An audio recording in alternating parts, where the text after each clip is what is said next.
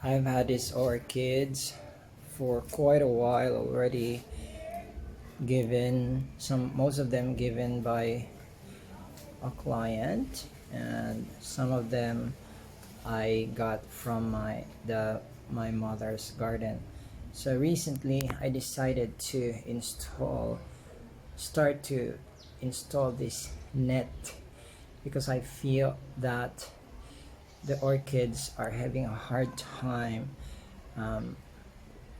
working or dealing with the heat of the sun, direct heat.